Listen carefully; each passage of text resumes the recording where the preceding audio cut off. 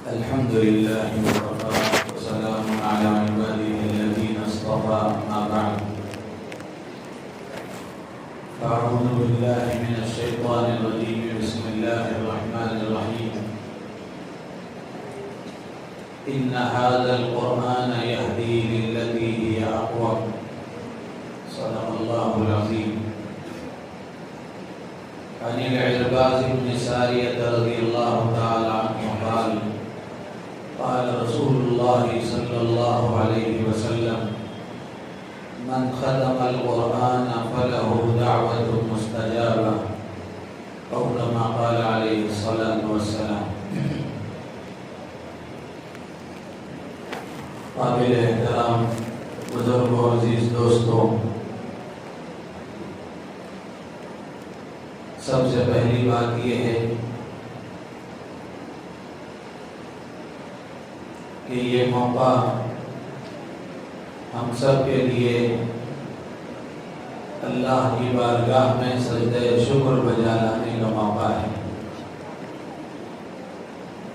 کہ اللہ تبارک و تعالی نے محض اپنے فضل اور اس کے کرم سے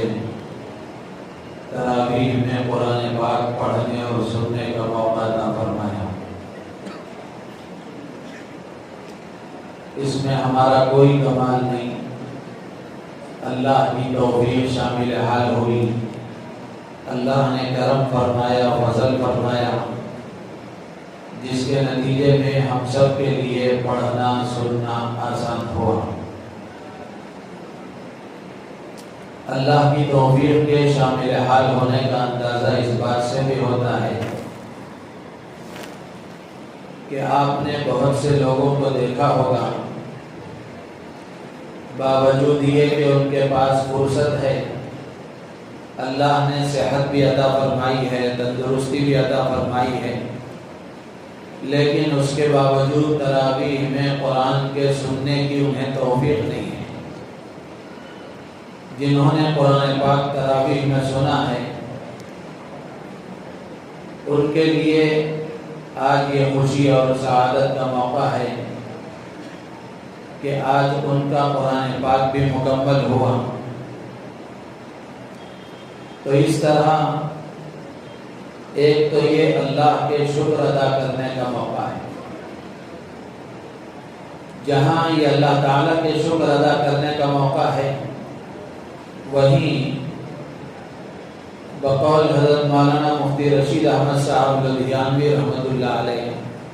بہت بڑے بزرگوں میں گزرے ہیں۔ اسی طرح کے موقع پر، ختم قرآن ہی کے موقع پر، ایک بیان حضرت کا چھپا ہوا ہے، کتابوں میں موجود ہے۔ حضرت نے فرمایا تھا کہ ایک تو یہ موقع شکر کا ہے، اس کو تو سب جانتے ہیں اور سب کے ذہنوں میں ہے کہ یہ شکر کا موقع ہے، خوشی کا موقع ہے،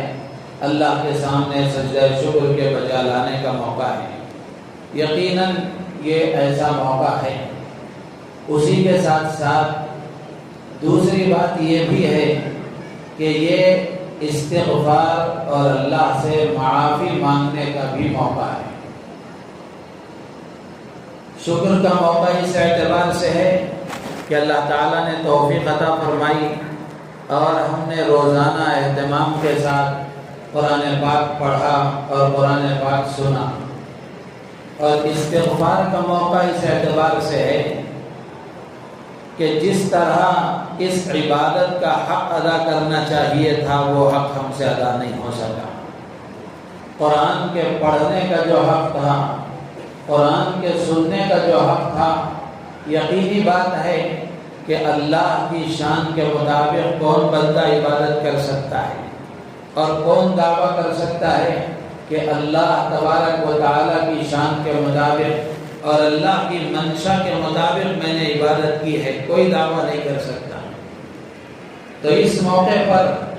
اپنی عبادتوں کی کیفیت اور کوالٹی کی طرف نظر کرتے ہوئے کہ ہم سے پڑھنے میں کیا کوتاہی ہوئی، سننے میں کیا کوتاہی ہوئی، ہماری کیفیت کیسی رہی، اس کی طرف نظر کرتے ہوئے ہم سب کو اللہ کے سامنے استغفار کرنا چاہیے، اللہ سے معافی مانگنا چاہیے کہ پروردگار عالم جیسی عبادت کرنا چاہیے تھا، جیسا اس عبادت کا حق تھا وہ ہم سے ادا نہیں ہو سکا، جیسا پڑھنے کا حق تھا ویسا ادا نہیں ہو سکا، جیسا سننے کا حق تھا ویسا ادا نہیں ہو سکا۔ عبادتوں کے مکمل ہونے پر اللہ کے سامنے استغفار کرنا، معافی مانگنا، یہ اللہ کے خاص بندوں کی علامت ہے، اللہ کے خاص بندوں کی صفت ہے۔ قرآن پاک میں اللہ تعالیٰ نے سورہ زاریات میں متقیوں کی صفات بیان کرتے ہوئے اللہ تعالیٰ نے فرمایا کانوا قلیلا من اللیل ما یہجعون وبالاسحار هم یستغفرون۔ اللہ تعالیٰ فرماتے ہیں کہ متقی پرہیزگار بندے، اللہ کے خاص برگزیدہ اور منتخب چنندہ پسندیدہ بندے وہ ہوتے ہیں جو راتوں کو کم سوتے ہیں اور راتوں کا اکثر حصہ اللہ کی عبادتوں میں گزارتے ہیں۔ جب رات کے ختم ہونے کا وقت ہوتا ہے، رات کا آخری حصہ ہوتا ہے، تو وہ رات کے آخری حصے میں رات بھر عبادت کرنے کے بعد اللہ کے سامنے اپنے گناہوں پر استغفار کرتے ہیں۔ رات بھر انہوں نے عبادت کی ہے، لیکن عبادت کے ختم ہونے کا موقع آیا، عبادتوں کے مکمل ہونے کا موقع آیا، رات کے ختم ہونے کا موقع آیا، تو رات کے آخری پہر میں اللہ کے بندے رات بھر عبادت کرنے کے بعد اللہ فرماتے ہیں وَبِالْأَسْحَارِ هُمْ يَسْتَغْفِرُونَ کہ وہ سحر کے وقت میں، رات کے آخری حصے میں اللہ کے سامنے توبہ اور استغفار کرتے ہیں۔ ام المومنین حضرت عائشہ صدیقہ رضی اللہ تعالی عنہ نے سرکار دو عالم صلی اللہ تعالی علیہ وسلم سے پوچھا کہ اے اللہ کے نبی، انہوں نے تو رات بھر عبادت کی ہے، رات بھر اللہ کی اطاعت میں انہوں نے گزارا ہے، رات بھر اللہ کو منانے میں ان کی گزری ہے، اب یہ صبح میں کس گناہ سے معافی مانگ رہے ہیں؟ رات کے آخری پہر میں، سحر کے وقت میں پوری رات عبادت کرنے کے بعد اب یہ کس گناہ سے اللہ سے معافی مانگ رہے ہیں؟ کس بات پر وہ استغفار کر رہے ہیں؟ قربان جائیں سرکار دو عالم، فخر بنی آدم حضرت محمد رسول اللہ صلی اللہ تعالی علیہ وسلم نے ارشاد فرمایا کہ عائشہ، رات بھر عبادت کرنے کے بعد جب رات کا آخری پہر آتا ہے تو یہ اللہ کے بندے، اللہ کی معرفت حاصل کرنے والے، اللہ کو پہچاننے والے بندے ہیں، جب یہ دیکھتے ہیں کہ اللہ کی شان وراء الورا ہے، اللہ کی شان بڑی اور نرالی ہے، ہماری عبادتیں اللہ کی شان کے مطابق نہیں ہیں، تو پھر یہ رات بھر عبادت کرنے کے بعد اللہ کے سامنے یہ استغفار کرتے ہوئے عاجزی کے ساتھ، انکساری کے ساتھ، ندامت اور شرمندگی کے ساتھ اللہ کے سامنے یہ استغفار کرتے ہیں، معافی مانگتے ہیں کہ پروردگار عالم ساری رات عبادت میں گزری، لیکن جو عبادت کا حق تھا وہ ہم سے ادا نہیں ہو سکا۔ تو عبادتوں کے مکمل ہونے پر، عبادتوں کے ختم پر اللہ کے سامنے استغفار کرنا، اللہ سے معافی مانگنا، یہ اللہ کے خاص پسندیدہ بندوں کی علامت ہے۔ اسی لیے حضرت مفتی رشید احمد صاحب لدھیانوی رحمۃ اللہ علیہ فرمایا کرتے تھے کہ ختم قرآن کا موقع جہاں اللہ کے سامنے سجدہ شکر بجا لانے کا ہے، وہیں اللہ کے سامنے استغفار کرنے کا بھی ہے۔ تو ہم سب کو اللہ کے سامنے سجدہ شکر بھی بجا لانا ہے اور اللہ سے استغفار بھی کرنا ہے۔ تو اس لیے شکر کے جذبات کے ساتھ پورا مجمع میرے ساتھ الحمدللہ کہیں، سب کہیں الحمدللہ کہ اللہ نے ہمیں تراویح کے پڑھنے اور سننے کی توفیق عطا فرمائی، تراویح میں قرآن سننے کا موقع دیا، تراویح میں قرآن پڑھنے کا موقع دیا۔ یہ اللہ کی تعریف بیان کرنا، یہ اللہ کا شکر ادا کرنا، یہ اللہ کو بہت پسند ہے۔ اسی کے ساتھ ساتھ دوسرا پہلو کہ جیسی عبادت کا حق تھا وہ ہم سے ادا نہیں ہو سکا، اس احساس اور جذبے کے ساتھ پورا مجمع میرے ساتھ کہے استغفر اللہ ربی، استغفر اللہ ربی من کل ذنب واتوب الیہ۔ اللہ تعالی ہماری توبہ قبول فرمائے اور ہمارے شکر کو اللہ تعالی قبول فرمائے کہ عبادتوں کے مکمل ہونے پر بندے شکر بھی ادا کریں اور اس کے ساتھ ساتھ استغفار بھی کریں۔ ایک بات تو یہ ہوگی۔ دوسری بات یہ ہے کہ ختم قرآن کا جو موقع ہے، یہ جو مجلس اس وقت یہاں قائم ہے، یہ ختم قرآن کی مجلس ہے۔ امام نووی رحمۃ اللہ علیہ نے جو مسلم شریف کے مشہور اور بڑے شارحین میں سے ہیں، انہوں نے لکھا ہے کہ یستحب حضور الدعاء عند ختم القرآن ویستجاب الدعاء عنده۔ امام نووی رحمۃ اللہ علیہ فرماتے ہیں کہ ختم قرآن کے موقع پر جو دعا کی جاتی ہے، اس دعا کی مجلس میں شریک ہونا یہ مستحب ہے، پسندیدہ عمل ہے، اللہ کو پسند ہے، برکت والا عمل ہے۔ اور امام نووی فرماتے ہیں کہ ختم قرآن کے موقع پر جو دعائیں کی جاتی ہیں، اس وقت میں اللہ تعالیٰ دعائیں قبول فرماتے ہیں۔ تو یہ ختم قرآن کا جو موقع ہے، یہ ختم قرآن کا موقع دعاؤں کی قبولیت کا موقع ہے۔ اور یہ ختم قرآن کی مجلس کتنی اہمیت والی ہے، اس کا اندازہ آپ اس بات سے لگا سکتے ہیں کہ رئیس المفسرین حضرت عبداللہ ابن عباس رضی اللہ تعالی عنہما کے بارے میں لکھا ہے کہ حضرت عبداللہ ابن عباس رضی اللہ تعالی عنہما نے ایک آدمی کو ذمہ داری دے رکھی تھی کہ وہ پورے محلے پر نظر رکھے کہ کہاں قرآن مکمل ہو رہا ہے، کون قرآن مکمل کر رہا ہے، کس کے یہاں ختم قرآن کی مجلس قائم ہو رہی ہے۔ وہ پورے محلے پر نظر رکھیں، جہاں ختم قرآن کا موقع ہے، جہاں کوئی آدمی قرآن مکمل کر رہا ہے، وہ آ کر مجھے اطلاع دے تاکہ میں ختم قرآن کی مجلس میں شریک رہوں۔ آپ اندازہ لگائیں کہ ختم قرآن کی مجلس کتنی بڑی مجلس ہے، اور ہم سب کے محسن آقا، مدینے کے تاجدار، ہم غریبوں کے غمگسار امام الانبیاء حضرت محمد رسول اللہ صلی اللہ تعالی علیہ وسلم نے فرمایا من ختم القرآن فلہ دعوت مستجابہ، کہ جو آدمی قرآن مکمل کرتا ہے اللہ تعالیٰ اس کی دعا قبول فرماتے ہیں۔ تو اس موقع پر جو دعائیں مانگی جائیں گی اللہ تعالیٰ دعا قبول فرماتے ہیں۔ تو اس لیے جتنے احباب اس وقت یہاں جمع ہیں، جتنی مذکورات یہاں جمع ہیں، وہ اس احساس کے ساتھ، اس جذبے کے ساتھ بیٹھیں کہ ہم اس وقت میں جس مجلس میں بیٹھے ہیں یہ بڑی اونچی مجلس ہے، دعاؤں کی قبولیت والی مجلس ہے، اور قرآن کے ختم ہونے پر سب کو جمع کر کے دعا کرنا یہ سنت صحابہ ہے۔ خادم رسول جلیل القدر صحابی حضرت انس رضی اللہ تعالیٰ عنہ کے بارے میں آتا ہے کہ حضرت انس رضی اللہ تعالیٰ عنہ جب قرآن پاک مکمل کرتے تو اپنے گھر کے سارے افراد کو، اپنے سارے بچوں کو جمع کرتے۔ حضرت انس رضی اللہ تعالیٰ عنہ وہ صحابی ہیں جن کو اللہ نے کثیر تعداد میں اولاد عطا فرمائی تھی، ان کے بچے بہت تھے اور اللہ نے لمبی عمر ان کو عطا فرمائی۔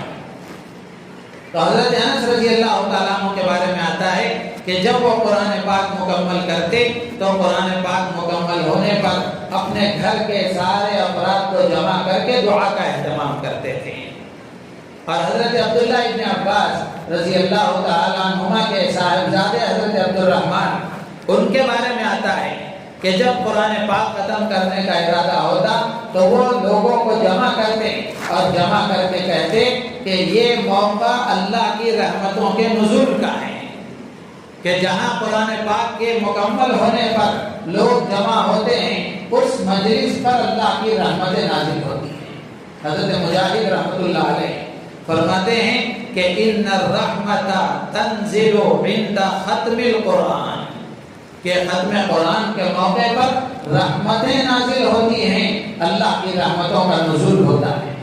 تو جس مجلس میں میں اور آپ جمع ہیں، یہ مجلس کوئی معمولی مجلس نہیں ہے، یہ مجلس دعاؤں کی قبولیت والی مجلس ہے، اور اس مجلس پر اللہ کی رحمتیں برس رہی ہیں، اللہ کی رحمتیں نازل ہو رہی ہیں، اور دعاؤں کی قبولیت والی مجلس ہے۔ تو اس لیے ایک تو یہاں مسجد میں اس کا اہتمام ہو رہا ہے، اس کے علاوہ گھروں میں ہم قرآن پاک مکمل کریں یا انفرادی طور پر قرآن پاک مکمل کریں تو اس کا اہتمام کرنا چاہیے کہ قرآن پاک مکمل ہونے پر اہتمام کے ساتھ آدمی دعا کریں۔ حضرت امام احمد بن حنبل رحمۃ اللہ علیہ کے بارے میں آتا ہے کہ امام احمد رحمۃ اللہ علیہ قرآن پاک جب مکمل ہوتا تو خوب گڑ گڑا کر اللہ کے سامنے دعا مانگا کرتے تھے۔ علامہ ابن قیم رحمۃ اللہ علیہ ان کے بارے میں آتا ہے کہ جب قرآن پاک مکمل ہوتا تو لمبی دعا کرتے تھے اور خوب گڑ گڑا کر خوب رو رو کر اللہ سے مانگا کرتے تھے۔ دعا کے قبول ہونے کا مطلب کیا ہے کہ اس موقع پر ہم اللہ سے جو مانگیں گے اللہ تعالی ہماری فریاد کو سنیں گے، ہماری اپلیکیشن اور ہماری درخواست اللہ کے ہاں قبول ہو جائے گی۔ تو اس لیے اس استحضار کے ساتھ ہم بیٹھیں کہ یہ دعا کی قبولیت کا موقع ہے۔ حضرت عبداللہ ابن عباس رضی اللہ تعالیٰ عنہ فرماتے ہیں کہ جب آدمی قرآن پاک مکمل کرتا ہے اور قرآن پاک کے مکمل ہونے پر دعا کرتا ہے تو 70,000 فرشتے اس کی دعا پر آمین کہتے ہیں۔ یحییٰ ابن سعید رحمۃ اللہ علیہ وہ فرماتے ہیں کہ جب آدمی قرآن پاک مکمل کرتا ہے اور پھر اس کے بعد دعا کرتا ہے تو 4,000 فرشتے اس کی دعا پر آمین کہتے ہیں۔ سفیان بن عیینہ رحمۃ اللہ علیہ وہ فرماتے ہیں کہ جب آدمی قرآن پاک مکمل کرتا ہے تو فرشتہ اس کی دونوں آنکھوں کے درمیان میں بوسہ لیتا ہے، آ کر اس کو پیار کرتا ہے۔ تو میرے عزیز دوست و بزرگوں، قرآن پاک کا پڑھنا، قرآن پاک کا ختم کرنا یہ بڑی برکت والا عمل ہے۔ تو اس لیے اس مجلس کی اہمیت کو سمجھتے ہوئے ہم اس میں بیٹھے۔ جب آدمی کو اہمیت سمجھ میں آتی ہے تو قربانی دینا آسان ہو جاتا ہے۔ تو یہ دوسری بات ہوئی جو میں نے آپ کے سامنے عرض کی کہ قرآن پاک کے ختم ہونے پر یہ جو مجلس ہے یہ مجلس بڑی اونچی مجلس ہے، دعاؤں کی قبولیت والی مجلس ہے، فرشتوں کے نزول والی مجلس ہے، رحمتوں کے نازل ہونے کی مجلس ہے، برکتوں کے نزول کی مجلس ہے۔ تیسری بات یہ ہے کہ قرآن پاک اللہ تبارک و تعالی نے جو نازل فرمایا ہے یہ ہم سب کی ہدایت کے لیے نازل فرمایا ہے۔ قرآن پاک اللہ نے جو نازل فرمایا ہے یہ ہم سب کی ہدایت کے لیے، پوری انسانیت کی ہدایت کے لیے اللہ نے نازل فرمایا۔ قرآن صرف مسلمانوں کے لیے نہیں اترا ہے، قرآن اللہ نے فرمایا کہ شہر رمضان الذی انزل فیہ القرآن ھدی للناس، کہ یہ قرآن پوری انسانیت کے لیے ہدایت ہے کہ جو آدمی قرآن پڑھے گا، قرآن سمجھے گا، قرآن میں غور و فکر کرے گا، اللہ تعالیٰ اسے ہدایت عطا فرمائیں گے۔ تاریخ گواہ ہے، آج بھی ایسے واقعات پیش آتے ہیں، کتنے سائنسدان، کتنے یہودی، کتنے عیسائی اور کتنے برادران وطن غیر مسلم بھائی قرآن پاک کو جب پڑھتے ہیں، اس کو سمجھنے کی کوشش کرتے ہیں، اس میں غور و فکر کرتے ہیں، بھلے کسی بھی نیت سے کیوں نہ کریں، لیکن جب قرآن کو دیکھتے ہیں، پڑھتے ہیں، سنتے ہیں تو پھر اللہ تبارک و تعالی ان کو ہدایت سے نوازتے ہیں۔ ایسے بے شمار واقعات ہیں۔ تو اس لیے قرآن پاک کا دیکھنا، اس کا چومنا، اس کو اپنے سر پر رکھنا، اپنی آنکھوں سے لگانا یہ برکت والا عمل ہے۔ ہمارے بزرگوں میں حضرت مولانا مفتی محمد شفیع عثمانی صاحب رحمۃ اللہ علیہ، جن کی مشہور تفسیر معارف القرآن کے نام سے موجود ہے، مفتی شفیع صاحب رحمۃ اللہ علیہ کے بارے میں مفتی رشید احمد صاحب لدھیانوی نے ہی لکھا ہے یا کسی اور نے لکھا ہے کہ مفتی شفیع صاحب رحمۃ اللہ علیہ جب بھی قرآن کی تلاوت کرتے تو سب سے پہلے قرآن کو لیتے، اس کو چومتے، آنکھوں سے لگاتے، سر پر رکھتے، اپنے سینے سے لگاتے اور یہ احساس کے ساتھ کہ یہ میرے رب کا کلام ہے، یہ میرے اللہ کا کلام ہے، اس احساس کے ساتھ قرآن کو چومتے تھے۔ قرآن کو دیکھتے تھے، قرآن کو پڑھتے تھے۔ یہ سعادت مندی کی بات ہے کہ آدمی قرآن کو دیکھے، اس کو چھومے، اس کو اپنے سینے سے لگائے، اپنی آنکھوں سے لگائے، اپنے سر پر رکھے۔ یہ دل میں قرآن کی عظمت ہونے کی دلیل ہے، دل میں قرآن کی محبت ہونے کی دلیل ہے۔ اور جس کے دل میں قرآن کی عظمت ہوتی ہے، قرآن کی محبت ہوتی ہے، اللہ تبارک و تعالی قرآن کے ساتھ اس کا تعلق مضبوط کر دیتے ہیں۔ تو میرے عزیز و دوستو بزرگو، اس وقت ایک اہم بات یہی عرض کرنا ہے کہ قرآن اللہ نے ہماری ہدایت کے لیے نازل فرمایا ہے۔ تو ماشاءاللہ رمضان کا یہ مبارک مہینہ، رمضان کا قرآن کے ساتھ بڑا گہرا تعلق ہے۔ قرآن میں رمضان کا جو اللہ نے تعارف کرایا، رمضان کا مہینہ کیا ہے، اللہ تبارک و تعالی فرماتے ہیں شہر رمضان الذی انزل فیہ القرآن، کہ رمضان کا مہینہ وہ ہے جس میں قرآن نازل کیا گیا۔ تو آپ اس سے اندازہ لگائیں کہ رمضان کا اور قرآن کا کتنا گہرا تعلق ہے۔ تو ماشاءاللہ بہت سارے خوش نصیب بندے، اللہ کے باتوفیق بندے، سعادت مند بندے، انہوں نے رمضان کا مہینہ شروع ہوا تو قرآن پاک کی تلاوت شروع کی، اور رمضان میں انہوں نے قرآن کی تلاوت کی۔ ایک قرآن ختم کیا، 2 قرآن ختم کیے، 10 قرآن ختم کیے، جتنی اللہ نے توفیق دی اتنے انہوں نے قرآن پڑھے۔ اور بہت سارے ایسے بھی لوگ تھے جنہوں نے رمضان کا مہینہ پایا لیکن قرآن انہوں نے سیکھا نہیں تھا، قرآن ان کو پڑھنا نہیں آتا تھا، جس کی وجہ سے وہ قرآن نہیں پڑھ سکے۔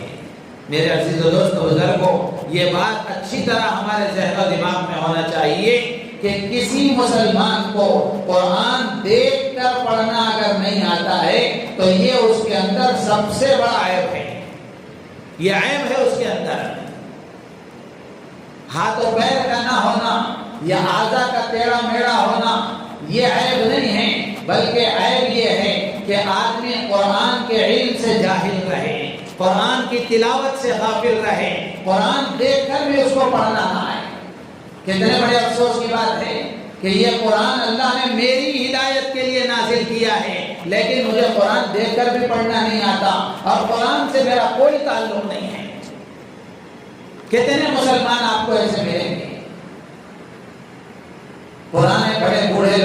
لوگوں کو دیکھیں گے، پہلے مسلمانوں میں کچھ نہ کچھ قرآن کے سیکھنے کا رواج تھا، قرآن کے پڑھنے کا رواج تھا، لیکن اب کی جو ہماری نوجوان نسل ہے، اب کی جو ہمارے نوجوان جنریشن ہے، میرے عزیز و دوست بزرگوں، قرآن سے بہت زیادہ غفلت ہے، قرآن سے بہت زیادہ غفلت ہے۔ تو آپ خود اندازہ لگائیں کہ جنہوں نے قرآن رمضان میں پڑھا، ان کو قرآن پڑھنا آتا ہے، وہ اللہ کے سامنے 2 رکعت پڑھ کر شکر ادا کریں کہ پروردگار تیرا کتنا بڑا احسان ہوا کہ مجھے قرآن پڑھنا تو نے سکھایا، جس کے نتیجے میں میں نے قرآن کی تلاوت کی، تیرا بڑا احسان ہے، تیرا بڑا شکر ہے۔ اور جن کو قرآن پڑھنا نہیں آتا وہ اللہ کے سامنے استغفار کریں، خود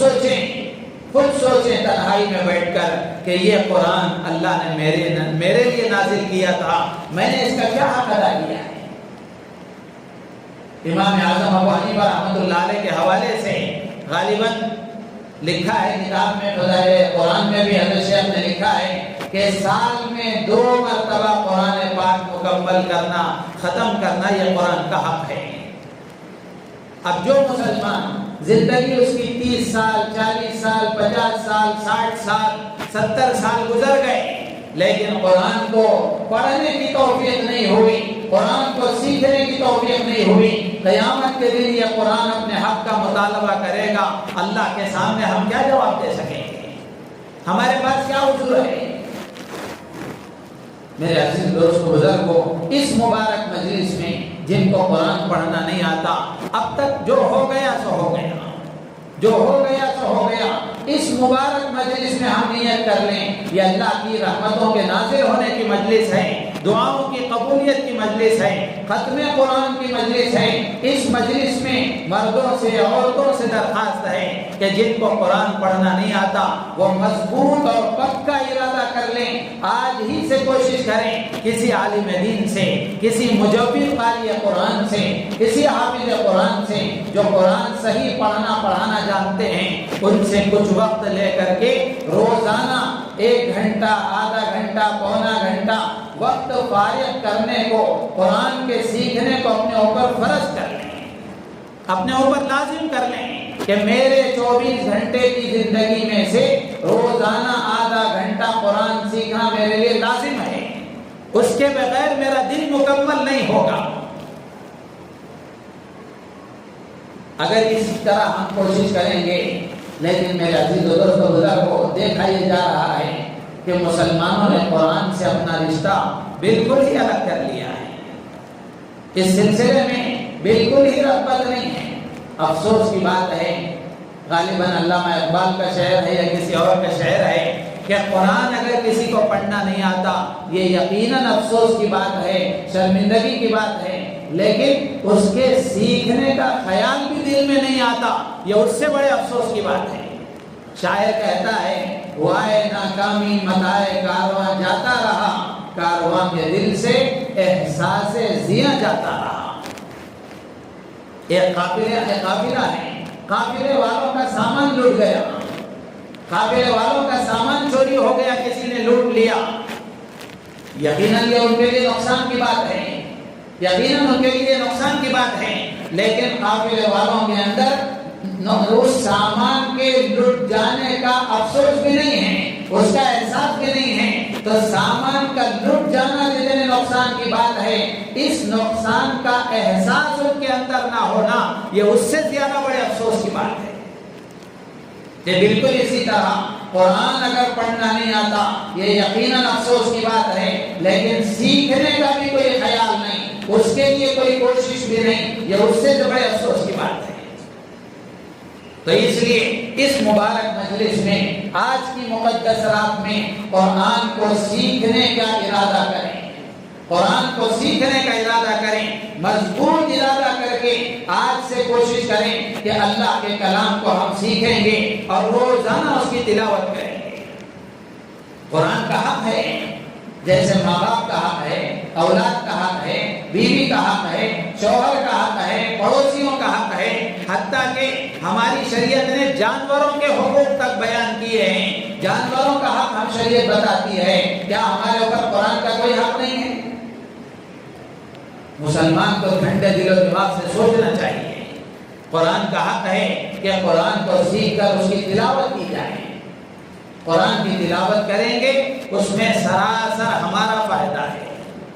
اس میں پورے کا پورا ہمارا فائدہ ہے۔ ہم قرآن کی تلاوت کریں گے، اللہ کا کوئی فائدہ ہونے والا نہیں ہے، ہماری تلاوت سے اللہ کی بڑائی میں کوئی اضافہ ہونے والا نہیں ہے، ہمارے گناہوں کی وجہ سے اللہ کی بڑائی میں کوئی کمی آنے والی نہیں ہے، اللہ کی بڑائی جتنی ہے وہ روز بروز بڑھتی ہے، اللہ اپنی بڑائی کے ساتھ جیسے ہیں ویسے ہیں۔ اگر ہم اللہ کی عبادت کریں گے، قرآن کی تلاوت کریں گے، اس میں ہمارا فائدہ ہے،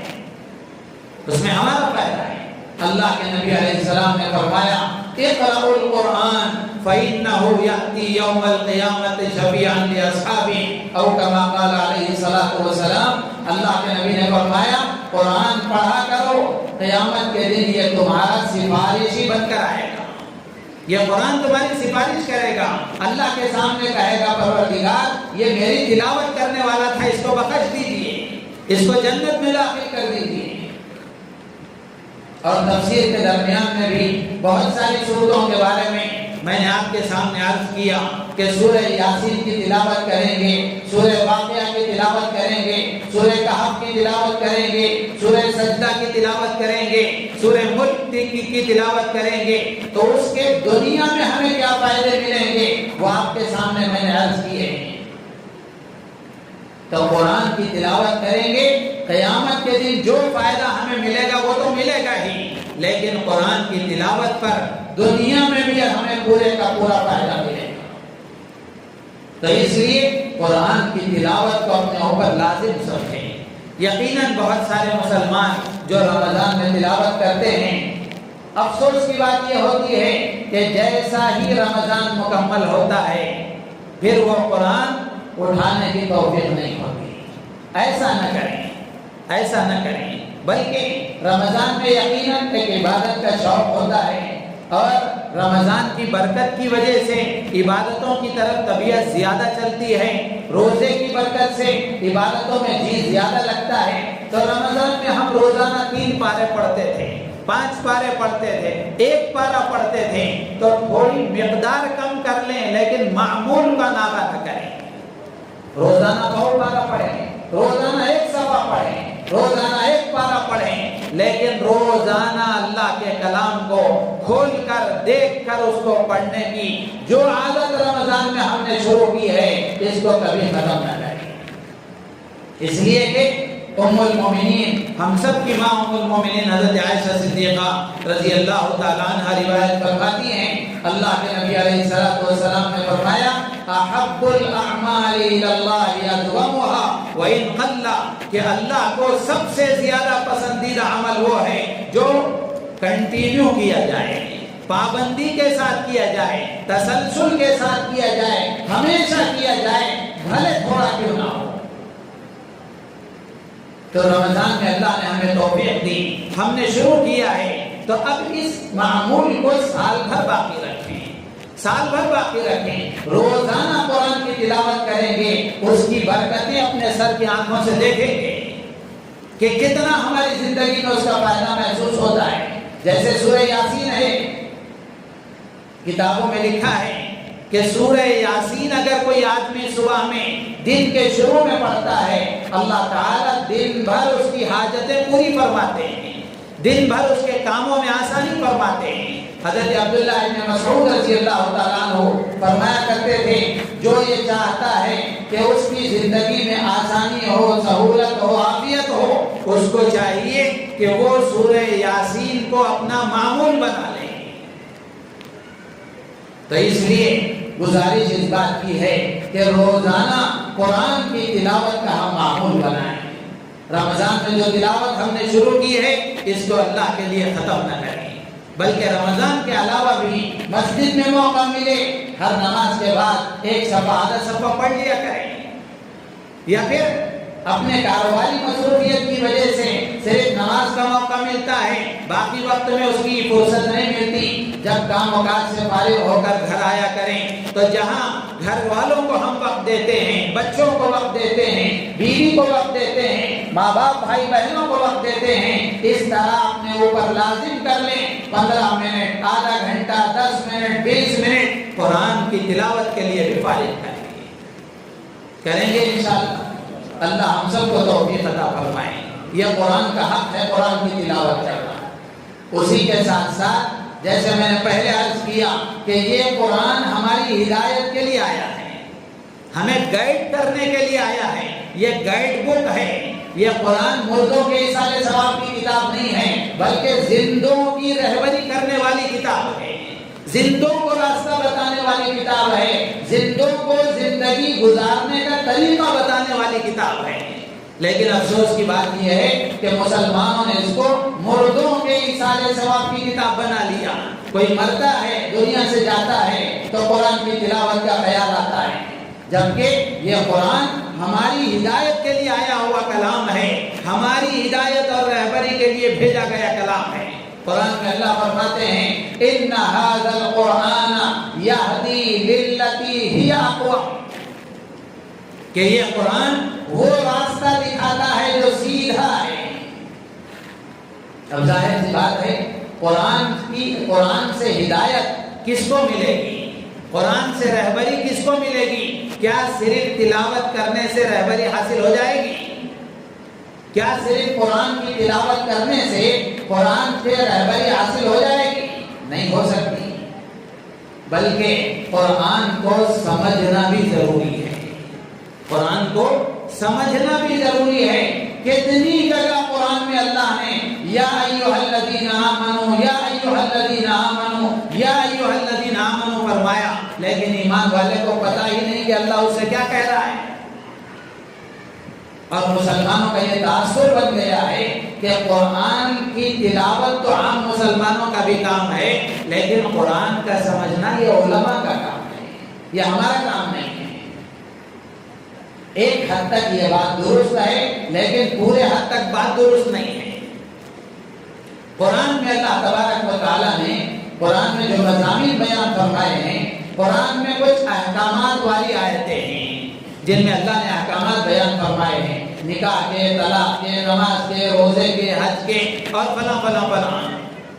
یقیناً احکامات والی آیتوں کا سمجھنا، اس سے مسائل کو نکالنا یقیناً علماء کا کام ہے، اس سے انکار نہیں ہے۔ لیکن قرآن میں اللہ نے پچھلی قوموں کے واقعات بیان فرمائے ہیں، اور پچھلی قوموں میں فرما برداروں کے ساتھ کیا معاملہ ہوا، نافرمانوں کے ساتھ کیا معاملہ ہوا، جنت کی کیا نعمتیں ہیں، دوزخ کے کیا عذابات ہیں، ایک اچھا شوہر کیسا ہونا چاہیے، ایک اچھی بیوی کیسی ہونا چاہیے، ایک اچھا بیٹا کیسا ہونا چاہیے، ایک اچھی بیٹی کیسی ہونا چاہیے، ایک اچھا ملازم کیسا ہونا چاہیے، ایک اچھا کاشتکار کسان کیسا ہونا چاہیے، ایک اچھا پڑوسی کیسا ہونا چاہیے، ایک اچھا مالک کیسا ہونا چاہیے۔ اللہ نے یہ قرآن میں جو بیان فرمایا ہے، آپ اپنے دل کو ہاتھ رکھ کر پوچھیں، کیا اس کا سمجھنا صرف علماء کے لیے ضروری ہے یا ہر مسلمان کے لیے ضروری ہے؟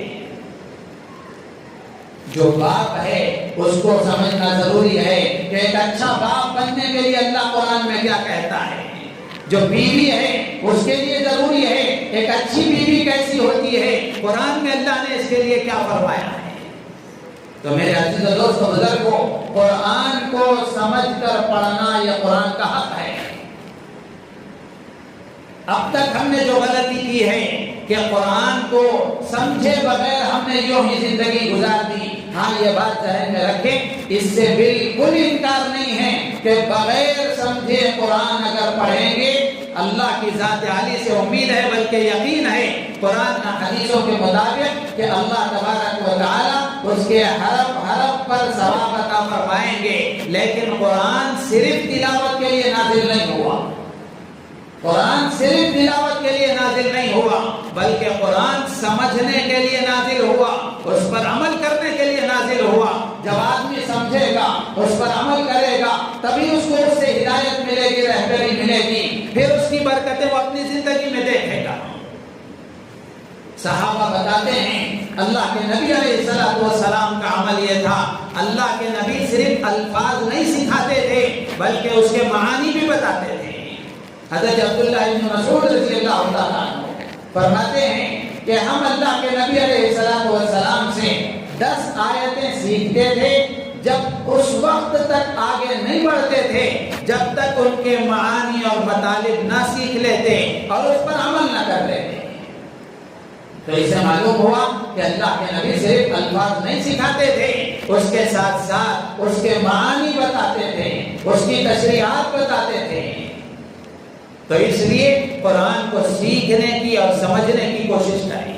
قرآن کو سمجھیں۔ ہر زبان میں اللہ تعالیٰ علماء کرام کو جزائے خیر عطا فرمائے کہ ہر زبان میں قرآن کے ترجمے موجود ہیں۔ قرآن کے ترجمے کی مدد سے کسی عالم دین کی نگرانی میں، یہ بات اچھی طرح یاد رکھیں، یہ بات اچھی طرح یاد رکھیں، خود علامہ بن جائیں گے، خود مفسر بن جائیں گے، یقیناً گمراہی تک جائیں گے۔ کسی نہ کسی عالم دین کی نگرانی میں، نگرانی کا مطلب کیا ہے؟ ان کے سامنے بیٹھ کر آپ دیکھ کر پڑھیں، یہ مطلب نہیں ہے۔ نگرانی کا مطلب یہ ہے کہ آپ کسی مستند عالم دین، کسی صحیح العقیدہ عالم دین، کسی عالم ربانی اور عالم حقانی سے معلوم کریں کہ میں قرآن سیکھنا چاہتا ہوں، کس کا ترجمہ قرآن پڑھوں، کس کی تفسیر پڑھوں، آپ ان سے معلوم کریں، معلوم کر کے وہ ترجمے والی کتاب لیں، وہ تفسیر لیں، پھر اس کو پڑھیں۔ آپ جب پڑھیں گے تو یقیناً درمیان میں کوئی ایسا موقع آئے گا کہ آپ کو کوئی بات سمجھ میں نہیں آئے گی، تو اس موقع پر کیا کرنا چاہیے؟ اس موقع پر کرنا یہ چاہیے کہ اپنی مسجد کے امام ہیں، اپنے محلے کے عالم ہیں، یا آپ کی پہچان میں، آپ کے دوستانے میں کوئی محقق عالم دین ہے، کوئی صحیح العقیدہ عالم ربانی، عالم حقانی ہے، تو آپ ان کے پاس جائیں کہ میں یہ پڑھ رہا تھا، یہاں یہ بات میری سمجھ میں نہیں آئی، آپ ذرا اس کی وضاحت فرما دیں۔ تو جا کر آپ معلوم کر لیں گے تو بات آپ کے سامنے واضح ہو جائے گی، سمجھنا آسان ہو جائے گا۔ لیکن اب مسلمانوں کا جو معمول ہے وہ یہ کہ جہاں کوئی بات پسند نہیں آئی سیدھے مفتی گوگل سے پوچھتے ہیں، گوگل میں ڈال کر اسے پوچھتے ہیں کہ بھائی اس کا کیا حکم ہے، اس کا کیا ترجمہ ہے، اس کا کیا مطلب ہے۔ آپ کو اندازہ نہیں ہے ہزاروں ویب سائٹ اسلام کے نام پر یہودیوں نے بنا کر رکھے ہیں، ہزاروں ویب سائٹ اسلام کے نام پر عیسائیوں نے بنا کر رکھے ہیں، ہزاروں ویب سائٹ اسلام کے نام پر اسلام کے ڈاکوؤں نے بنا کر رکھے ہیں۔ ہمارا ایمان خراب کرنے والے، ہمارا اسلام خراب کرنے والے لوگوں نے اسلام کے نام پر، قادیانیوں نے اور پتہ نہیں کیسے کیسے لوگوں نے اسلام کے نام پر کئی ویب سائٹ بنا کر رکھے ہیں۔ یوٹیوب میں ڈال کر پوچھتے ہیں، ہر یوٹیوب میں بولنے والا صحیح آدمی نہیں ہوتا۔ اس لیے یہ جملہ اچھی طرح یاد رکھیں، سوشل میڈیا سے بغیر تحقیق کے، بغیر عالم ربانی، عالم حقانی کے مشورے کے، سوشل میڈیا سے دین حاصل کرنے والا گمراہی سے بچ نہیں سکتا، اس لیے کہ اس کو پتہ نہیں کہ یہ بولنے والا کیسا ہے۔ یہ موقع نہیں ہے، ورنہ میں عرض کرتا کہ سوشل میڈیا پر کیسے کیسے لوگ دین کے نام پر بے دینی پھیلا رہے ہیں۔ اچھی باتیں یقیناً کریں گے، اچھی باتیں یقیناً کریں گے۔ گوہر شاہی ہے، انجینئر مرزا علی ہے، اور نہ جانے جاوید احمد غامدی ہے، اور کیسے کیسے لوگ آپ کو مل جائیں گے جو اسلام کے نام پر نہ جانے کیسی کیسی چیزیں پھیلا رہے ہیں، اور مسلمان فرق نہیں کر سکتا عام مسلمان کہ یہ کیا کہہ رہا ہے۔ تو اس لیے کسی عالم دین کی نگرانی میں قرآن کا ترجمہ پڑھنے کی کوشش کریں۔ اس کے آسان ترتیب یہ ہے کہ ماشاءاللہ شیخ الاسلام حضرت مولانا مفتی محمد تقی عثمانی صاحب دامت برکاتہم، اللہ حضرت کی عمر میں صحت و عافیت کے ساتھ برکت عطا فرمائے، بزرگوں کا سایہ قادر عافیت کے ساتھ قائم رکھیں۔ ان کا ترجمہ قرآن ہے مختصر تفسیر کے ساتھ، توضیح القرآن اس کا نام ہے، آسان ترجمہ قرآن بھی اس کا نام ہے۔ آپ اس کو لے پڑھیں، انگریزی میں ہے اور رومن انگریزی میں بھی ہے، اردو میں بھی ہے، اور پتہ نہیں دنیا کی کئی زبانوں میں اس کے ترجمے ہو گئے ہیں۔ اسی طرح ہمارے ملک کی بڑی مایانہ شخصیت فقیہ العصر حضرت مولانا خالد سیف اللہ صاحب رحمانی دامت برکاتہم کا لکھا ہوا ترجمہ قرآن ہے، آسان ترجمہ قرآن کے نام سے مختصر تفسیر کے ساتھ آپ اس کو پڑھیں۔ یا تفسیر ماجدی ہے، حضرت مولانا عبد الماجد صاحب دریابادی رحمۃ اللہ علیہ کی تفسیر ہے، اس کو آپ پڑھیں۔ یا اس سے آگے بڑھ کر اور بھی اگر کچھ آپ اور آسان اگر دیکھنا چاہتے ہیں، ہمارے اکابر میں حضرت مولانا یونس صاحب پالنپوری دامت برکاتہم کا لکھا ہوا ریاض القرآن نام سے ترجمانی قرآن موجود ہے، اس کو آپ پڑھیں۔ انشاءاللہ جب آپ پڑھیں گے تو آپ کے اندر قرآن کا نور آئے گا، قرآن کی روشنی اندر آئے گی، دل میں روشنی آئے گی، دماغ میں روشنی آئے گی، اور پھر آدمی کا دل قرآن کی طرف چلے گا۔ اس لیے اس کا اہتمام کریں، اور اسی کے ساتھ ساتھ قرآن کو سمجھنے کے ساتھ ساتھ قرآن جو آپ سمجھیں گے اس کے مطابق عمل کرنے کی کوشش کریں۔ قرآن سمجھنا کتنا ضروری ہے، حضرت عمر فاروق رضی اللہ تعالیٰ عنہ فرمایا کرتے تھے کہ دین کی گہرائی میں جاؤ اور قرآن کو سمجھ کر پڑھو، قرآن کو سمجھ کر پڑھو، اس لیے کہ وہی دین کی بنیاد ہے، وہی دین کی بنیاد ہے۔ دین کی گہرائی میں جاؤ کا مطلب یہ ہے کہ آپ دین کی جن باتوں پر عمل کر رہے ہیں، جو احکامات پر عمل کر رہے ہیں، سرسری طور پر، دیکھا دیکھی کی طور پر نہیں۔ ہمارا دین دیکھا دیکھی کا نہیں ہے، سیکھا سیکھی کا ہے، سیکھنا چاہیے۔ آپ کو امت کی جہالت عید کے دن نظر آئے گی، عید کی نماز میں، عید کی نماز میں نظر آئے گی کہ آدمی کو کتنا معلوم ہے کتنا معلوم نہیں ہے۔ مثال کے طور پر آپ امام صاحب زائد تکبیر ادا کر رہے ہیں، اب اس وقت میں جس کو معلوم نہیں ہے مسائل، اب وہ ہاتھ باندھ کر کھڑا ہوا ہے، اب جیسے امام صاحب اللہ اکبر کہتے ہیں وہ سیدھے آنکھوں سے پلٹ کر دیکھے گا کہ یہ بازو والا ہاتھ اٹھا رہا ہے کہ چھوڑ رہا ہے۔ ہمارا دین دیکھا دیکھی کا نہیں ہے، ہمارا دین سیکھا سیکھی کا ہے۔ سیکھنا چاہیے، تحقیق کرنا چاہیے، معلوم کرنا چاہیے کہ مثال کے طور پر آپ نماز پڑھ رہے ہیں، نماز کا علم حاصل کریں، تجارت کر رہے ہیں تو تجارت کا دین حاصل کریں۔ حضرت عمر فاروق رضی اللہ تعالیٰ عنہ بازاروں کا جائزہ لیا کرتے تھے، بازار میں مارکیٹ میں کوئی دکان کھلتی، حضرت عمر خود تشریف لے جاتے، جا کر اس سے پوچھتے کہ تم نے جو یہ بزنس شروع کیا ہے اس کے مسائل تم نے معلوم کیے ہیں؟ نہیں معلوم کیے ہیں؟ حضرت عمر فرماتے پہلے جاؤ مسائل معلوم کرو، اس کے بعد یہ دکان کھولو۔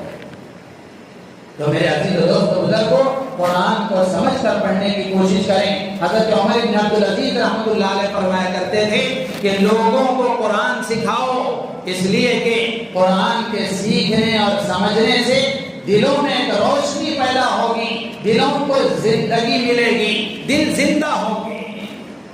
دل زندہ ہوں گے۔ اس لیے قرآن کو سمجھنے کی فکر کریں۔ حضرت امام مالک رحمۃ اللہ علیہ فرمایا کرتے تھے کہ اگر لوگوں نے فہم قرآن کو ضروری نہ سمجھا، صرف تلاوت قرآن ہی کو کافی سمجھ لیا کہ صرف قرآن کی تلاوت کر لینا کافی ہے، سمجھنا ضروری نہیں ہے، اگر اتنا ہی سمجھ لیا تو دین کا بڑا حصہ ضائع ہو جائے گا، دین کا بڑا حصہ ضائع ہو جائے گا۔ حضرت علی رضی اللہ تعالیٰ عنہ فرمایا کرتے تھے کہ قرآن کو سمجھے بغیر پڑھنا ایسا ہے جیسے کسی کے خط کو بغیر سمجھے پڑھ لینا۔ کیا آدمی کسی کا خط بغیر سمجھے پڑھتا ہے؟ آج تو حال یہ ہے کہ آدمی اخبار بھی بغیر سمجھے نہیں پڑھتا، جس میں دنیا بھر کا جھوٹ بھرا ہوا ہے، لیکن وہ اخبار بھی سمجھے بغیر نہیں پڑھتا۔ کتنی افسوس کی بات ہے کہ مسلمان قرآن کی تلاوت کر رہا ہے، یہ سچی کتاب ہے، سچے واقعات اس میں بیان کیے گئے ہیں، سچی حقیقتیں اللہ نے اس میں بیان فرمائی ہیں، لیکن مسلمان اس کو سمجھنے کو ضروری نہیں سمجھتا۔ امام شافعی رحمۃ اللہ علیہ فرمایا کرتے تھے کہ قرآن کو اگر کوئی آدمی سمجھے بغیر پڑھتا ہے تو وہ ایک علم کی ایک بڑی دولت سے محروم ہے۔ حسن بصری رحمۃ اللہ علیہ فرمایا کرتے تھے کہ قرآن کو بغیر سمجھے پڑھنے والا قرآن کی ایک بڑی برکت سے محروم ہے۔ تو اس لیے قرآن کو سمجھنے کی کوشش کریں۔ اور قرآن کو سمجھنے کا فائدہ کیا ہے؟ کسی بزرگ کا نام میرے ذہن سے نکل گیا، وہ فرماتے ہیں کہ اگر غالباً امام شافعی ہیں رحمۃ اللہ علیہ، انہی کے حوالے سے لکھا ہے کہ جس آدمی کو قرآن کا صحیح فہم حاصل ہو جائے گا، جو قرآن کو صحیح سمجھے گا، اللہ کی ذات سے امید ہے کہ وہ کبھی گمراہ نہیں ہوگا، وہ کبھی گمراہ نہیں ہوگا۔ تو اس لیے قرآن کو سمجھنے کی کوشش کریں۔ اس وقت کا یہ اہم پیغام آپ اس کو سمجھیے، اس بیان کا ایک خلاصہ اور اس بیان کا ایک اہم پیغام یہ سمجھیے۔ مردوں سے بھی میں گزارش کر رہا ہوں، جو عورتیں سن رہی ہیں ان سے بھی گزارش کر رہا ہوں کہ روزانہ کچھ نہ کچھ قرآن کا حصہ جہاں آپ تلاوت کر رہی ہیں، 2-4 آیتیں ترجمے کی مدد سے سیکھنے اور سمجھنے کی بھی کوشش کریں۔ ابتدا اس طرح کریں، شروعات اس طرح کریں کہ جو صورتیں آپ کو یاد ہیں، مثال کے طور پر سورہ اخلاص یاد ہے، قل اللہ احد، آپ ترجمہ قرآن اٹھائیں، آپ پڑھیں، اس میں دیکھیں کہ یہ قرآن میں اللہ تبارک و تعالیٰ نے قل اللہ احد میں کیا فرمایا ہے۔ جب آپ اس کا ترجمہ پڑھیں گے، ترجمہ پڑھ کر مختصر تفسیر اس کی پڑھیں گے، مختصر تشریح اس کی پڑھیں گے، پھر اس کے بعد آپ نماز میں کھڑے ہو کر قل اللہ پڑھیں، بغیر سمجھے پڑھنے میں اور سمجھ کر پڑھنے میں کیا فرق ہے وہ آپ کو محسوس ہوگا۔ سمجھ کر پڑھنے میں آپ کو جو مزہ آئے گا، بغیر سمجھے پڑھنے میں قیامت کی صبح تک کو مزہ نہیں آ سکتا۔ تو اس لیے میرے عزیز دوستو بزرگوں، قرآن کو سمجھنے کی کوشش کریں۔ اسی کے لیے یہ مدارس ہیں، مکاتب ہیں، ان مدارس سے اپنے آپ کو وابستہ رکھیں،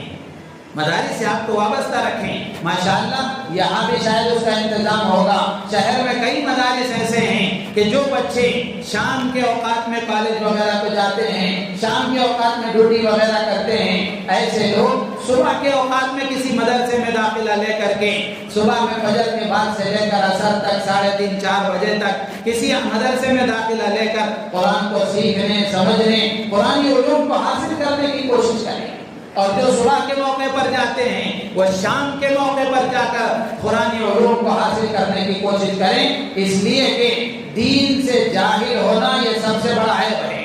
بقول حضرت مولانا ابراہیم صاحب جولا دامت برکاتہم کے ہمارے اکابر میں ہیں، اللہ تعالیٰ صحت و عافیت کے ساتھ حضرت کی عمر میں برکت عطا فرمائے، آپ کا سایہ امت پر قادر قائم و دائم فرمائے۔ حضرت ہمیشہ یہ جملہ کہا کرتے ہیں، جہالت آدمی کو جہنم میں لے جائے گی،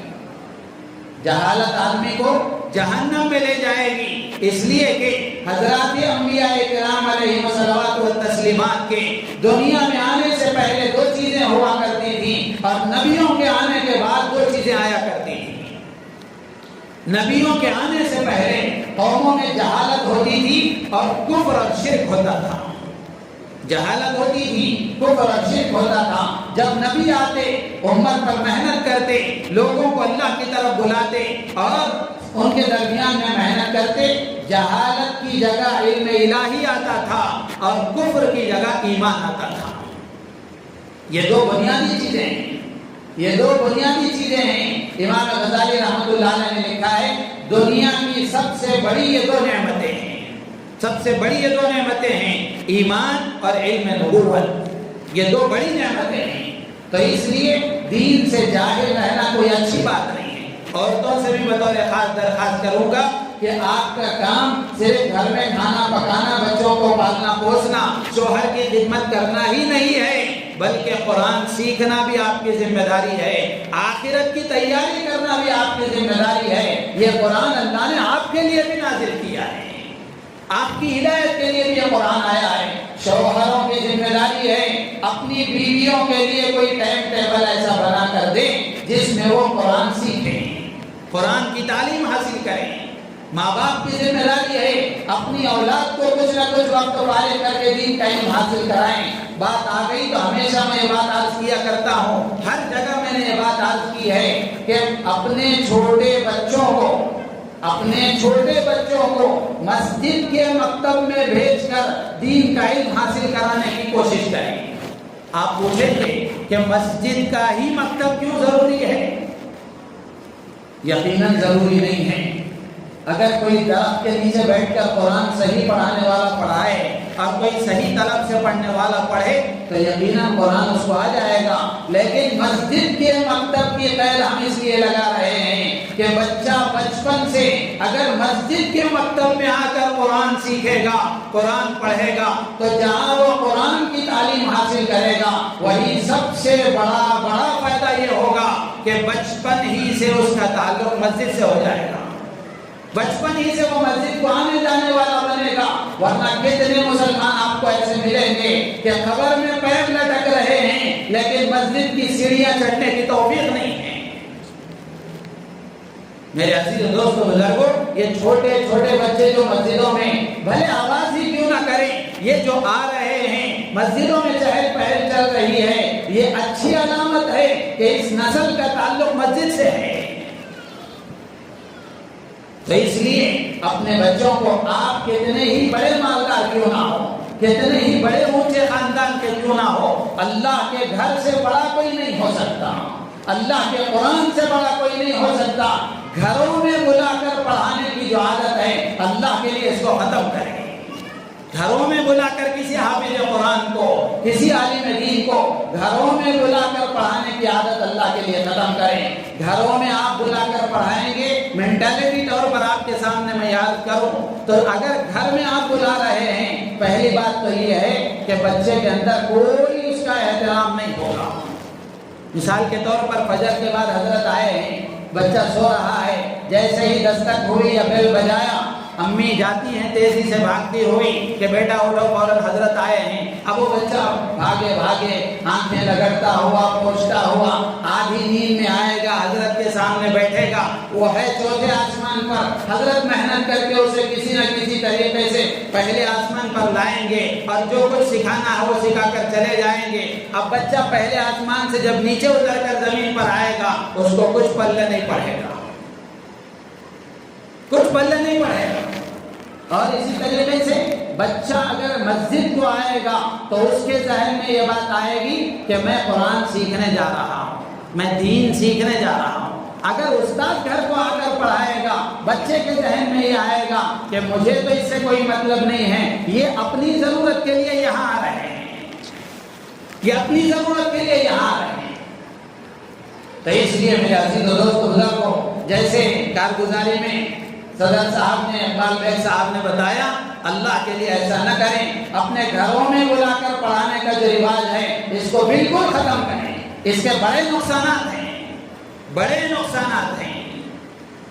مسجد کے مکتب میں بھیجیں، مسجد کے ماحول میں بچہ دین کا علم حاصل کرے گا، اللہ کی ذات عالی سے امید ہے یہ قرآن پڑھنے والا بنے گا، دین کا ضروری علم بھی حاصل کرے گا، اور اس کے ساتھ ساتھ اللہ کے گھر سے اس کا تعلق مضبوط ہو جائے گا۔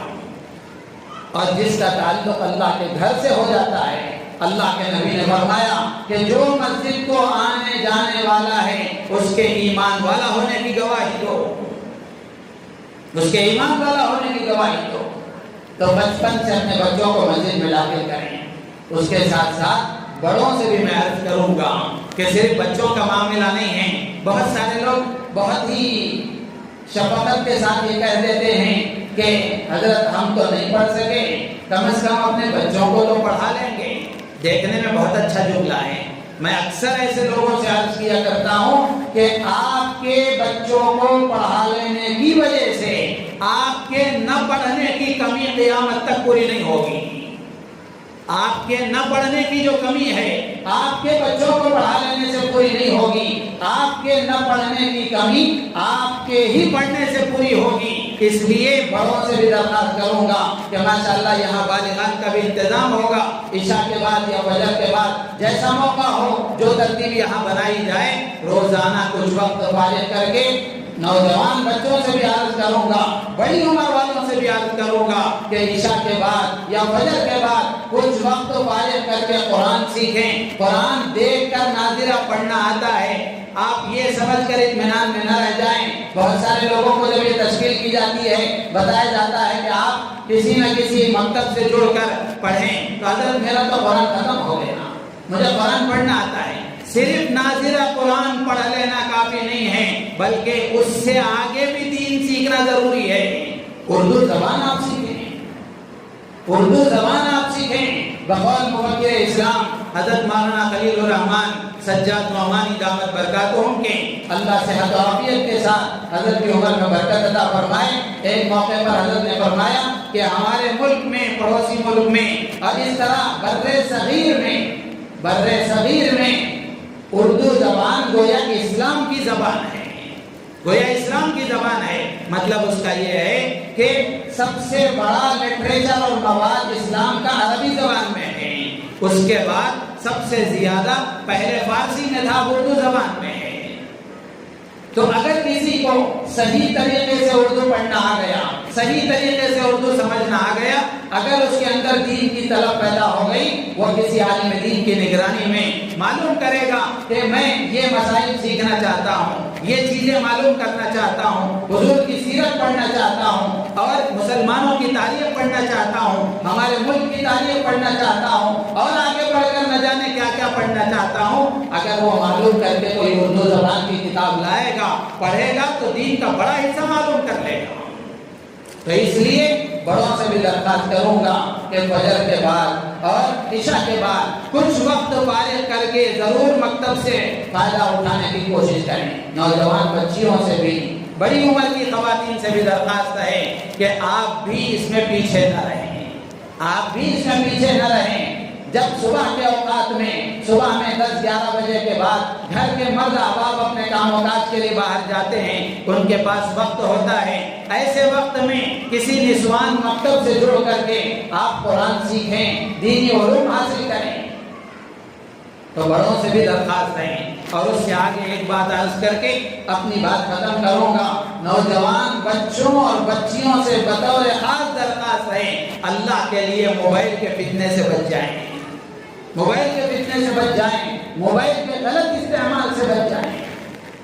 آج کون بچہ ہے، ماں باپ بھی یہ سمجھتے ہیں کہ ہمارا اسٹیٹس اگر بتانا ہے یا جتنے بڑے ہم مالدار ہیں، ہمارے بچے کے ہاتھ میں اتنا مہنگا فون ہونا چاہیے، ہمارے گھر کے ہر فرد کے پاس فون ہونا چاہیے. نوجوان بچے کے پاس بھی فون ہے, نوجوان بچی کے پاس بھی فون ہے. کوئی ضرورت ہے اس سے انکار نہیں ہے, لیکن ضرورت کے بغیر بھی شادی سے پہلے کسی نوجوان بچی کے ہاتھ میں فون تھمانا یہ اس کو بگاڑنے کے مترادف ہے. تو میرے عزیزوں دوستو بزرگوں, نوجوان بچوں سے, نوجوان بچیوں سے آج کی مقدس رات میں خصوصی طور پر آخری پیغام کے طور پر یاد کروں گا کہ اللہ کے لیے موبائل کے فتنے سے اپنے آپ کو دور رکھیں. اپنی جوانی کی حفاظت کریں,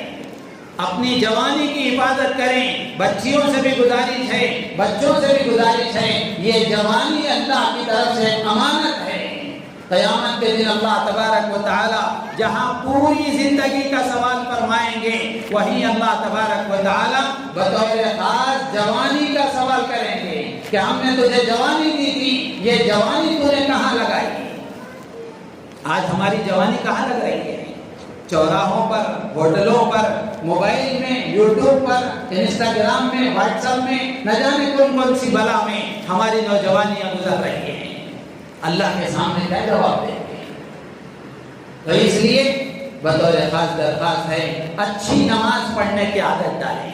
ان فتنوں سے بچنے کا راستہ یہ ہے, اور ان غلط راہوں پر جانے سے بچنے کا راستہ یہ ہے, اچھی نماز پڑھنے کی عادت ڈالیں. اطمینان کے ساتھ, استحضار والی, دھیان والی, اللہ کا تعلق نصیب کرنے والی نماز پڑھنے کی عادت ڈالیں, اور اس کے ساتھ روزانہ قرآن کی تلاوت کی عادت ڈالیں. اللہ کی ذات سے پوری طرح امید ہے کہ جو صحیح نماز پڑھے گا پڑھے گی, جو قرآن روزانہ پڑھے گا پڑھے گی, اللہ کی ذات سے امید ہے غلط راہوں پر نہیں جائیں گے. جوانیاں ان کی ضائع نہیں ہوں گی, جوانیاں ان کی برباد نہیں ہوگی. آج دیکھیں وہ غزہ کے نوجوان کس طرح ان کی جوانیاں لگ رہی ہیں. ایک ہم بھی جوان ہیں, ہماری جوانیاں کہاں لگ رہی ہیں؟ ہماری راتیں موبائل میں, ہمارا دن موبائل میں, ہماری فرصت کے پورے اوقات موبائل میں, جس کے نتیجے میں ہمارے نوجوانوں کی صحت اچھی نہیں ہے, ہمارے نوجوانوں کی صحت اچھی نہیں ہے. ساری جوانی موبائل ہی کھا رہا ہے. وضاحت کے ساتھ تو میں عرض نہیں کروں گا کہ موبائل کے کیا کیا نقصانات ہو رہے ہیں اور جوانی پر اس کا کتنا اثر پڑ رہا ہے. اللہ کرے کوئی آپ کے سامنے بتائے کہ جوانی کے کیا نقصانات ہو رہے ہیں موبائل کی وجہ سے. زندگیاں تباہ و برباد ہو رہی ہیں. تو اس لیے نوجوان بچوں سے, بچیوں سے بطور خاص درخواست ہے, اللہ کے لیے درخواست ہے, اپنی جوانی کو ضائع نہ کریں, اپنی جوانی کی حفاظت کریں. نوجوان بچیوں سے بطور خاص عرض کروں گا, اللہ نے جو جذبہ تمہارے اندر رکھا ہے, کسی پر مر مٹنے کا, کسی پر فدا اور نثار ہو جانے کا, کسی پر اپنا سب کچھ لٹا دینے اور قربان کر دینے کا, یہ جذبہ آپ کے شوہر کی امانت ہے. یہ جذبہ آپ کے شوہر کی امانت ہے, کسی اور کا یہ حق ہو ہی نہیں سکتا. نوجوان بچوں سے درخواست ہے کہ اللہ نے جو انرجی تمہیں دی ہے, جو طاقت اور قوت دی ہے, یہ تمہاری بیوی کا حصہ ہے. اللہ کے لیے اس کی حفاظت کریں, اللہ کے لیے اس کی حفاظت کریں. اس سے زیادہ وضاحت سے اور کیا عرض کروں. اللہ کے لیے اس کی حفاظت کریں. اور اسی کے ساتھ ساتھ آج کی جو مقدس رات ہے, 27ویں شب, حکیم الامت مجدد الملت حضرت اقدس تھانوی نور اللہ مرکزہ نے لکھا ہے کہ ویسے آخری عشرے کی تمام راتوں میں بیدار رہ کر جاگ کر عبادت کرنا چاہیے. شب قدر نصیب ہوگی یہ تو ہے ہی, لیکن حضرت تھانوی رحمۃ اللہ علیہ نے لکھا ہے کہ 27ویں شب کو تو آخری درجے میں رات میں جاگ کر جتنا اللہ توفیق دے, جتنا اللہ توفیق دے. ہاں یہ بات بھی یاد آگے عرض کروں, عموماً لوگوں کی زبانوں پر کیا ہے کہ شب برات ہو یا پھر شب قدر ہو, ان راتوں کے بارے میں لوگ سمجھتے ہیں یہ جاگنے کی راتیں ہیں, ہے نا بھائی ایسا, یہ جاگنے کی راتیں ہیں. یہ زبان سے الفاظ ہٹا دینا چاہیے, آدمی کے زبان پر یہ آنا چاہیے یہ عبادت کی راتیں ہیں, یہ عبادت کی راتیں ہیں. اللہ کے نبی نے فرمایا من قام لیلۃ القدر ایمانا واحتسابا, اللہ کے نبی نے نہیں فرمایا کہ جو رات میں جاگے گا, اللہ کے نبی نے یہ نہیں فرمایا, بلکہ اللہ کے نبی نے فرمایا جو لیلۃ القدر میں ایمان و احتساب کے ساتھ قیام کرے گا, عبادت کرے گا. تو اس لیے یہ راتیں عبادت کی ہیں. جتنی دیر آپ عبادت کر سکتے ہیں اتنی دیر جاگیں، اسی میں ہمارے لیے عافیت ہے، ہمارے دین کی بھی عافیت ہے، ہمارے جسم کی بھی عافیت ہے، ہمارے صحت کی بھی سلامتی ہے۔ تو حضرت تھانوی رحمۃ اللہ علیہ نے لکھا ہے کہ زیادہ امکان اور اغلب گمان یہی ہے کہ 27ویں شب میں اکثر شب قدر ہوتی ہے،